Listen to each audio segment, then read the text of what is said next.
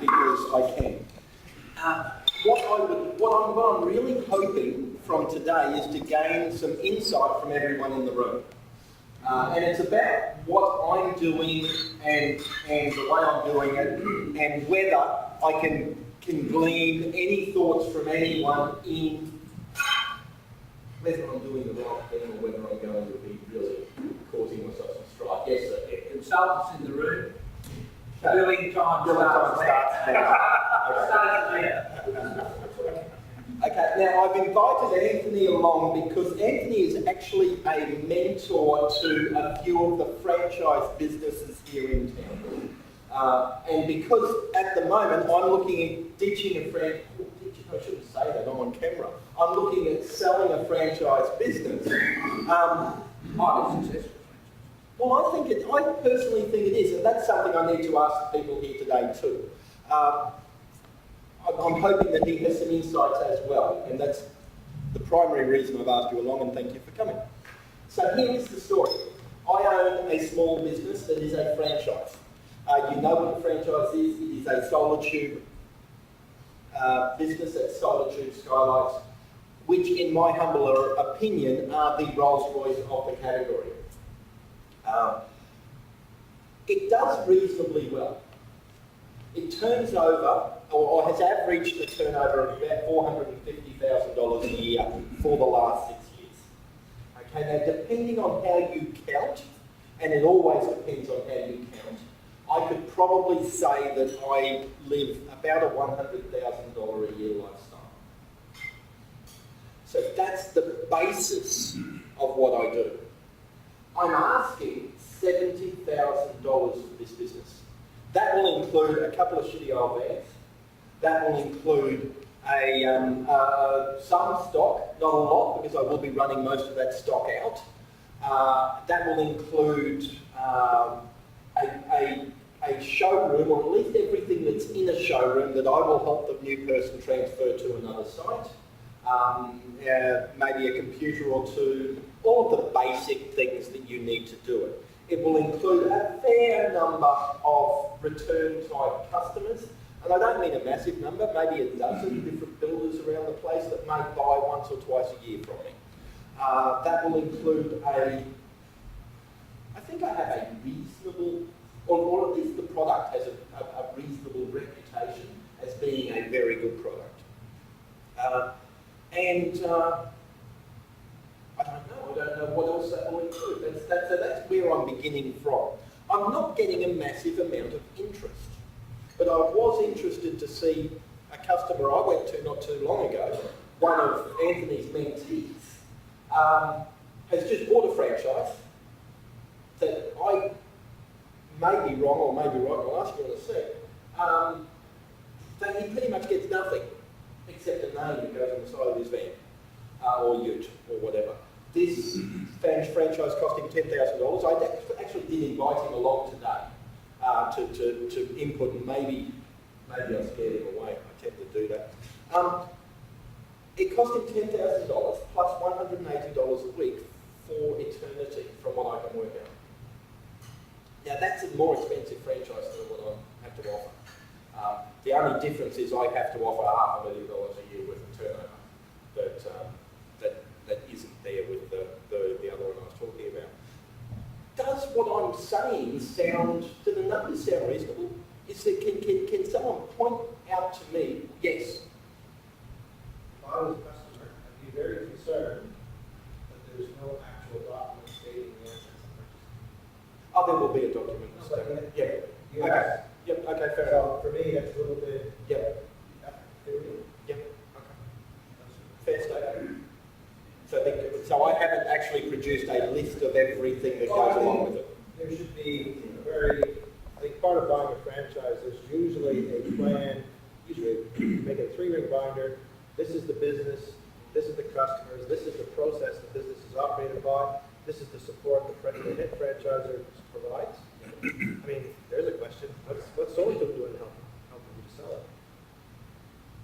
Ask that question again. What's Solatube doing to help you sell it? Solatube are not doing an awful lot to help us.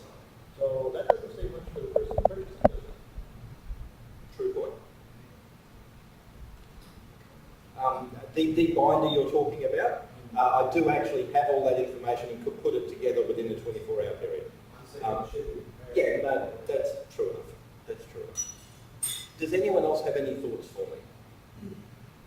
Yes. Just say there was a new development somewhere up the coast, Solatube bought like his new area, what would Solatube sell that new area for? As a franchise? Compared to what you were trying to do? Solitude's filled Australia with franchises. I don't believe that... No, Yeah. compare your price to a new price, compared to a lot of new franchises. Well, that's my point. There are no more Solitude franchises.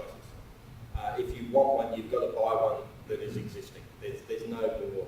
We're full, and we don't impinge on other people's areas. But if you close them all the way, then there will be a license available. There will be a license available, yes. Have you marketed to that degree? You know, these don't come up very often. You know, That's something I have thought of. I haven't actually put that forward at this moment. No. But yes, it's definitely something that will be going out in my next. To other franchisees, when they want to never acquisition, what do they sell theirs? People don't sell them. Okay, I'm the second one to sell in the last 8 years. Why? Maybe because it actually makes some money. I don't know. Why is something? Well, because it's time for me to move on. I've been doing this for 20 years. What does the franchisee told you, what do they actually provide you with now? Okay, what they provide me with is probably not a massive amount. What they provide a new person with is considerably more, because there is what's called Solatube U, which is a university course that they call a university course that they put you through. They have a certain amount of training. They have a considerable amount of backup. That's all stuff that you get and then you work with, but that fades into the past. But that would be something that would kick in again if a new person took over from what I did. I had a considerable amount of education when I began this franchise. Supplementary question then, how much do you pay them each month? I pay an advertising fee of $250 each month. That's it. That's it.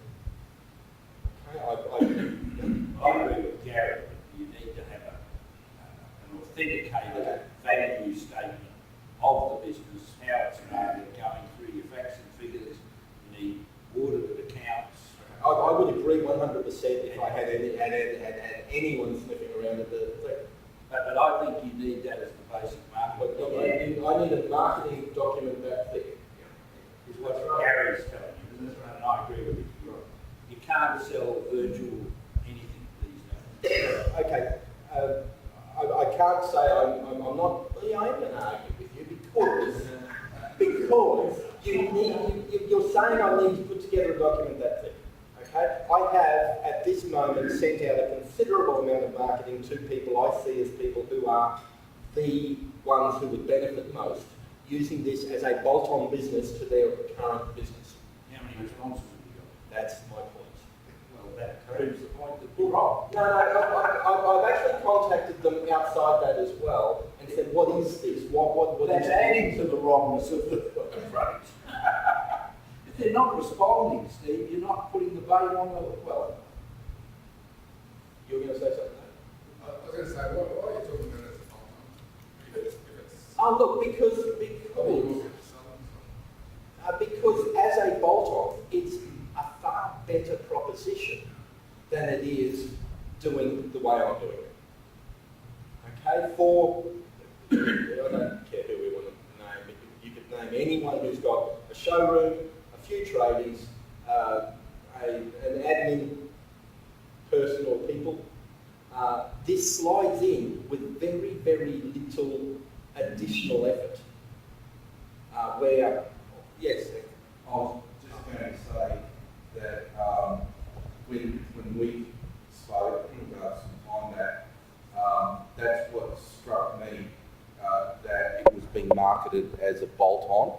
Now, if you talk to many franchise owners of various industries, the sort of income figures that you're quoting they dream about. So I think that the person that would purchase that business as a bolt-on knows that already. You know, if they already have a business, they think, well, this is a good strategic fit for me and I can increase my revenue by so many dollars and I can just bolt it on.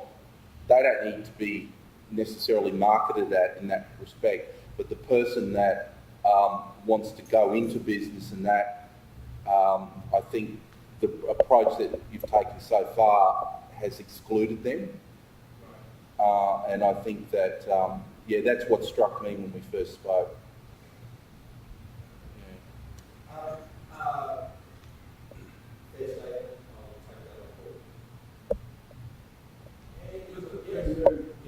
With your area, so the franchise give you a certain area. Yes. You've got that.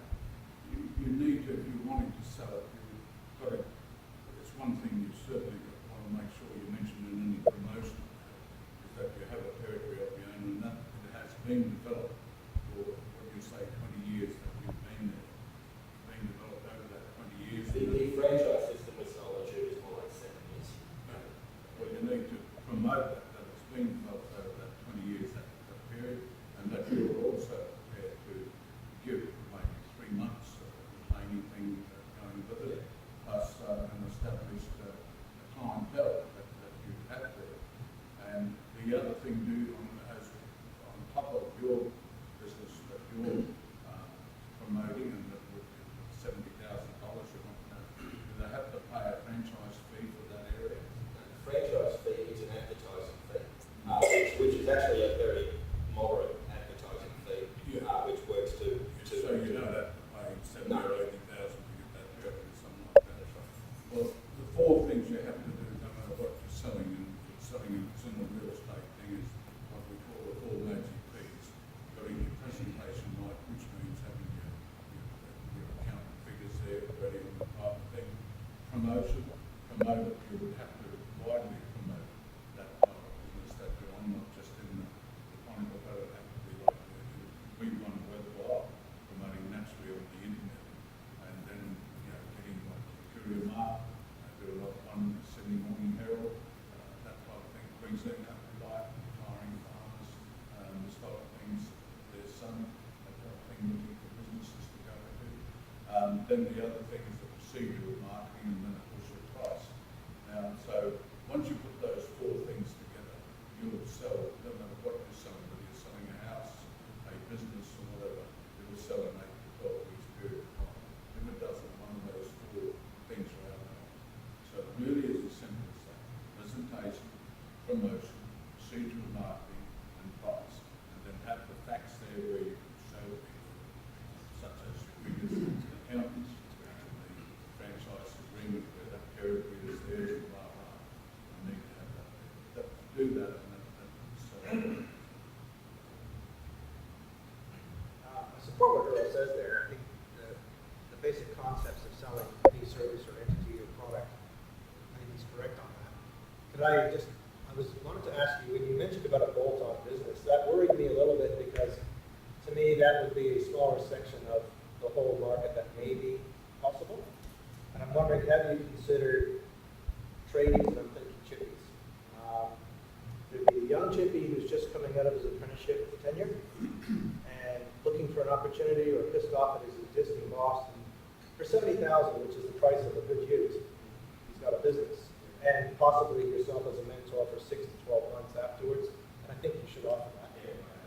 The other one I would also suggest to you, same chippy trade, but those that are 45, 50 years of age and for health reasons don't want to do 6 to 3 o'clock every day under the thumb of a contractor. And I wonder if you've explored those 2 markets. That is actually the market I'm moving into right now. Okay, as I said, I firmly believe the bolt-on business was the best option for this to make the most money for the person who was going to buy it. I also believed that as a bolt-on business, it may just be the best thing for Solatube because I have a responsibility to find the right person to take over from what I'm doing. Okay? Yes. Is there a criteria that you can find the right person, and then Solatube looks at that person Very unlikely. And when I say very unlikely, because Because they accepted you in the first place.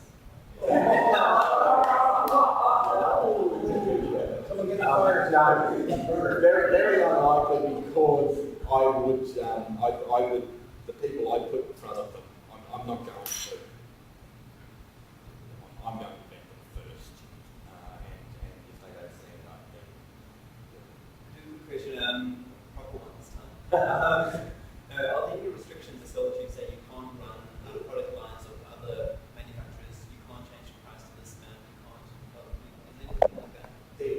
there are some restrictions, but well, there's really only one, and that one restriction is we really don't want you selling the Velux roof window, which is Solatube is the biggest tubular skylight maker in the world. Velux is the biggest roof window maker in the world. They're actually two totally different products, and every Solatube dealer in Australia sells us the Velux window. So even though it's in the contract, everyone ignores it, bar me, because I installed them for a while and don't like installing them. Geographically, where's the centre? Well, not really. If you draw a line, draw a line from Ipswich to Beaudesert to Stanthorpe, Dalby, you can actually go as far as Roma, Kingaroy, back to Ipswich. That's the area that I cover. So yeah, this is pretty much the centre, and this is definitely my biggest town.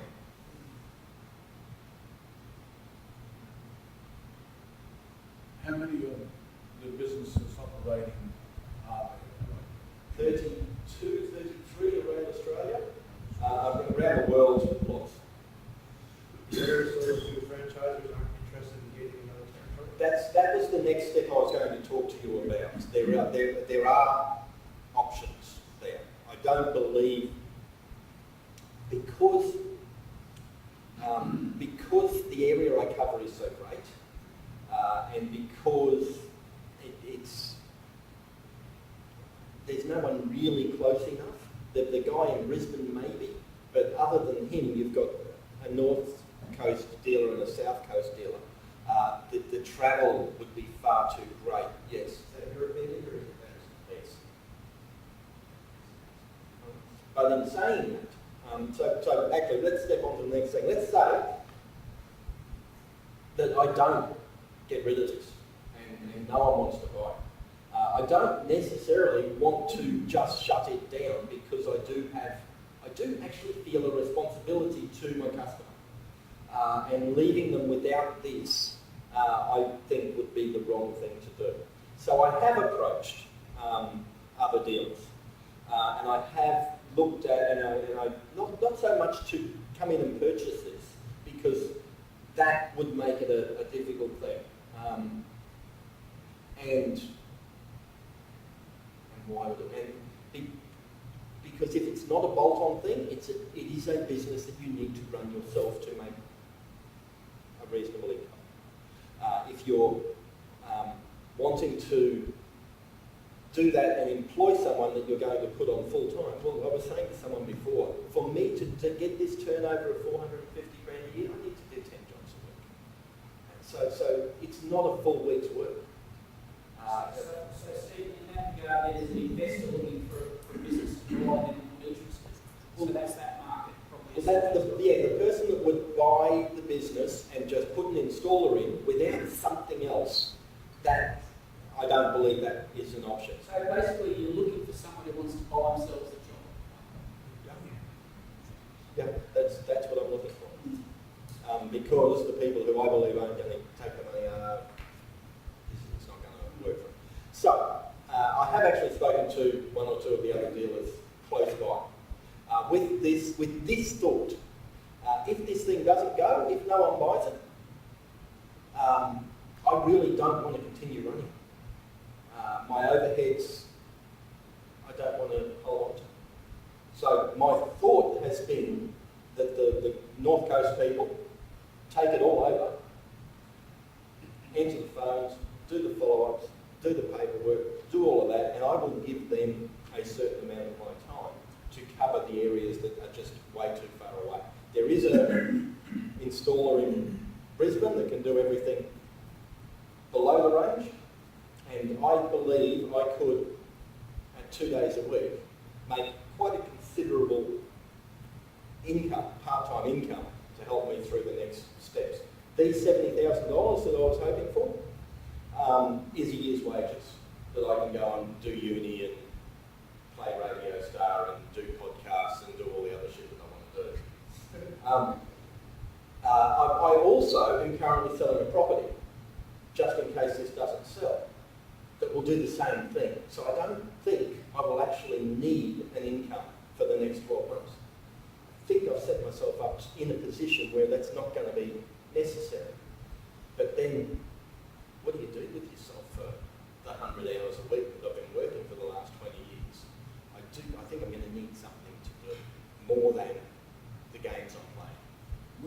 Where have you promoted so far? Look, my promotion has been every business in the Toowoomba, within, I think it's about 80 kilometres of Toowoomba, that fits the category, has a few tradesmen, has an admin, has a sales force, has a showroom, that aligns some way with what I've done. And I have marketed to them directly, yes. Just to continue on to what Earl just said there, I think you're limiting yourself by location. And I wonder, I guess I would say there must be a list somewhere of all the Solatube distributors in Australia. Yeah. And I would recommend some sort of a letter or document to them saying, here's an opportunity to get on the East Coast. So if they come from Victoria or Western Australia, you know, we don't know that they may have a family thing that they want to go to the East Coast. And here's a great way for them, they can sell their bloody, them selling their franchise is their problem. Yeah. But if they go, oh, hang on, here's our chance to move to the East Coast, there may be a market there. Who knows? And I just think you need to get that shotgun out and fire off a few rounds that cover all possibilities. Don't make assumptions. One of the things I did wrong early on was I made assumptions about, well, that guy will never qualify for a home loan because he's wearing jeans and a t-shirt. And in reality, he was a very successful plumber and had tons of money and he was out buying properties. So I don't think you can make assumptions about what your market is. Prejudging. That's the word. Thank you. Tony is the word. Prejudging your audience. Can't do that. Do you have it on the internet? Yeah, I'm now on Tree Cafe for a couple Isn't there like businessforsale.com or something? There are a couple of those, yeah. They are the next name. Yes. These probably helps to you. It's a simple business, be a type work. Well, that is another problem. I actually work pretty hard. I actually don't now. I actually still work pretty hard, but only a little bit of it is actually earning me any money right now. And yes, you could walk into what I'm doing now, and with a 40 to 50 hour week, you could produce what I'm producing. If you do it right.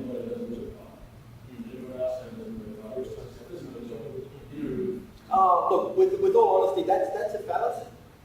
My days are spent, 1/3 of my day is spent driving, 1/3 of my day is spent gossiping with my customers, and 1/3 of my day is spent actually installing the product. And that's the way my life is now, which is actually making it harder and harder for me to walk away from, because it is an easy thing to do. See, my content was really quite hard because I put up solar water panels on it for Yeah, but you put up solar water panels as an installer for someone else. I take the install fee and I take the profit, and the profit on these things is actually reasonably good. And I've decided this is how much money I want to make. So I can stop doing it. You know, I used to, when I wasn't doing the stuff that made me money, I used to go and install for other people.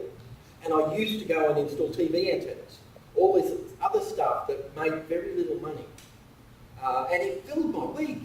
You know, I could work from 6 o'clock in the morning till 7 o'clock at night, 7 days a week. My marriage survived beautifully because she didn't have to put up with me.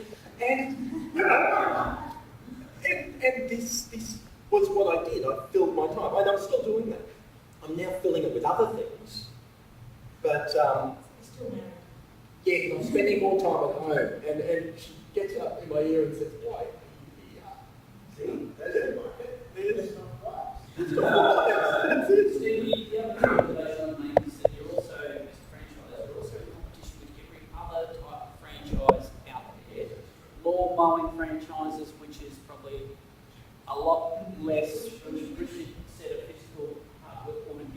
probably most people, it hasn't brought a market because basically anyone can mow a lawn. Yeah. And there's not much training involved. There's a lot more training involved in your business. And so on the scale of hardness, 1 to 10, lawn mowing franchise are probably selling for around the same sort of money. People are making choices based on how hard or easy a thing is as well. So you're in competition with other franchise systems. And for example, VIP, and I know a few of the VIP franchises around town, you know, they're probably on the surface of it, they sound like they're a lot more systemised than what you're presenting. So you have to remove the barriers to entry. I agree, the 4 Ps, Earl's mentioned those. Presentation, my view, from a marketing angle, that's key. You can make things look really, really good. And there has to be some sausage under the sizzle, but that's up to you, the accountant and your money people to make that look as presentable as possible as well. So I think you probably need to do a bit of market research to see, well, what other trade or service-based franchises are out there, how are they priced, and what do they look like compared to yours? Because I think when people are looking to buy themselves a job, they're looking at all those different things. I know a financial planner that's just bought out the Pack and Send franchise. Yes, and Rod White used to be with... That's a $200,000 franchise. Yeah, and Rod, a financial planner, has just purchased that business. So Rod would have analysed that from end to end, and he looked at everything from cleaning a service that cleans auto bins to that. So he would have, you know, he's probably someone that would be good to speak to because he's been out in shopping. Actually, I would like to speak to someone. I will take his name, I got that. Okay, it looks like I Just following up on what Tony's saying, what you need to do probably is to have a look at how other franchises are selling and what they're presenting. Because I think you're just sort of talking fantasy. You know, you're a lovely bloke to talk to, but it wouldn't convince me of a business case. Buy the business just by chatting to It wouldn't convince you to part with 70 or grand. That's right. Well, what you need to do is have something that is hard. Earl, when he sells houses, produces his little literature. I'm sure with this property you're selling. You're not just doing it on the backyard over the fence conversation. You really need to have some evidence that you can present to people that find out what others are doing. No, look, that's a fair statement. I agree with that completely. My ad on the internet at the moment has a balance sheet from last year. Okay, evidence. Yeah, so that's what, just from my perspective, that's way down here in what I've been presenting. What you're selling is, and understanding your market, I said, so basically you're selling, you know, to someone who wants to buy themselves a job. So on top of, typically speaking, those people on top of their mind, what they want is freedom and flexibility. So sell that. So I think we're just about to pull up in time. So Anthony, I've invited you here, I've given you no time to speak. As a mentor to franchisees around town, give me some advice. In the last 30 seconds. Yeah, in the last 30 seconds. No, invoice required. Yeah. I think what everyone has said are valid points, and I'd endorse everything that's already been said. I think having a profile type of document that you can present prospective owners, I don't think perhaps have two. You referred to the 3-inch thick, you know, everything document. That's perhaps for step 2. But, you know, if you talk to a lot of franchise brokers, so the likes of Finn and other companies that just sell franchise businesses, they will get you to prepare a document, usually using one of their templates, but it's in a 4 to 6 page range. It has a range of key information on it, and it's a sales tool. And then once the person has expressed some interest and you're into phase 2 of the conversation, then you can start to whip out all the nitty-gritty detail on that. But I think you need that so that if someone even half mentions interest in your product or in your business, then right, well, have a look at this, bang. It's not onerous. It's an engaging document. Basically an executive summary. Yes, that's right, because currently your marketing approach has been to market the sale price. You know, because I've seen it, we've seen it, you know, you're marketing for $70,000, I'm going to give you, you know, roughly $100,000 of income and that sort of thing. Maybe it's too cheap for the income. Needs to be 2.5 times that. You know, so, yeah, so whatever people's interpretation is of that when they see it, but that's been the primary marketing focus, is the dollar. And yes, that is important, but all the other factors that these gents here referred to are really, really important. Yeah. One final market segment, I would suggest you try all your customers that have purchased your product, because A, they think the product is beautiful, they don't need convincing that Solatube is the right thing to have, and B, somebody in there may be looking for a job.